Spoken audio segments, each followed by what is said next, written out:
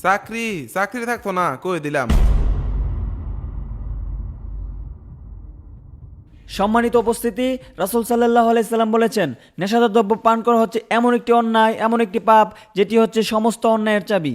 আরে আমি যে নেশাপানি করি এটা হুজুর জানলো কেমনে? নিশ্চয়ই হুজুর রেখে কয়ে দিছে। নয় জানছেই, জানলেই সবার সামনে কোল লাগবো। অপর একটি হাদিসে বলা হয়েছে, আবু হুরায়রা রাদিয়াল্লাহু আনহু থেকে বর্ণিত, রাসূল সাল্লাল্লাহু আলাইহি সাল্লাম বলেছেন, যারা হচ্ছে নেশাদার দ্রব্য পান করে মারা যাবে তারা হচ্ছে মূর্তি পূজকের ন্যায়। আপনারা কি কেউ নেশাদার দ্রব্য পান করবেন? এত কিছু জানার পর যদি নেশাদার দ্রব্য পান করেন তাহলে ভালো করে শুনে রাখেন, আপনারা এই হাদিস থেকে, উক্ত হাদিস থেকে শিক্ষা নেন, এই ভয়ঙ্কর পাপ থেকে আজকেই বেরিয়ে আসেন।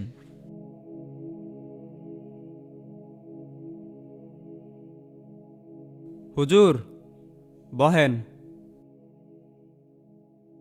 বেতন বেতন মাইনছেড়তে তে নিয়েন, আমার লগের দেখা করার দরকার নাই। কেশিয়া সাহেব, এগুলো কি কোন? কি শুরু করছেন এনারা? শুরুর দেখছুন কি, শুরু না হনইব 2 মাসের বেতন আটকা দিলে ওয়াজ ওয়াজ ঘর লয়ে এলবো। এটা তো বুঝি, আমরা বুঝি। আমি কি সবসময় খাই? মাঝে মধ্যে একটু খাই, এতে ওয়াজও গোল লাগে গেল গিয়া।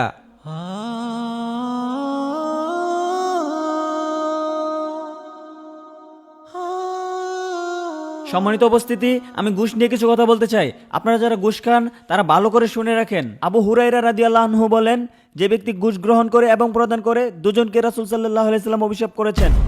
এতগুলা মানুষের সামনে হুজুর আজকে আমারই ধরলো। ঘুষ কেসকে ঘুষ বলা হচ্ছে না, ঘুষ হচ্ছে হাদিয়া নামে পরিচিত, বকশিশ বলেও চালিয়ে দেওয়া হচ্ছে। ঘুষ যেন আমাদের সমাজে প্রচলিত না হতে পারে সেই দিকে আপনারা সতর্ক থাকবেন। কি হুজুর, আমি যে সরকারি চাকরি করি এটা কইছে কারা?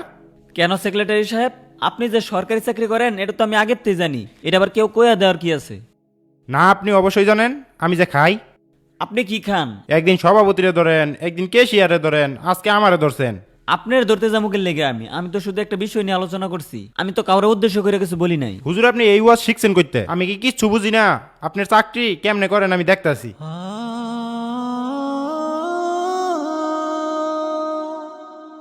এখন আপনিই বলেন আমি কি নিয়ে আলোচনা করব? আমার তো মুখ বন্ধ করে দেওয়া হয়েছে। একদিন আলোচনা করছি সভাপতির বিরুদ্ধে গেছে, আমি আরেকদিন আলোচনা করছিলাম কেশিয়ার বিরুদ্ধে গেছিল, আরেকদিন সেক্রেটারির বিরুদ্ধে গেছে। আজকে যদি আলোচনা করতাম হয়তোবা সবার বিরুদ্ধে যাইতো, আমার চাকরিটাও চলে যাইতো। তাই আমি আলোচনা ছাড়াই জুমার নামাজ পড়িয়ে ফেলছি। হুজুর, আপনার কথা তো সবই শুনলাম, আপনাকে আর কি বলবো। এইভাবে আমাদের সমাজের হুজুরদের জবান বন্ধ করে দেওয়া হয়। এই চল আমরা উঠি। সত্য কথা কখনো মিষ্টি হয় না, তবু সত্য আমাদের মুক্তি দেয়। সুদ ঘুষ নেশাকে না বলিয়া আজই আসুন হক কথা ও হক মানুষদের পাশে দাঁড়ায়।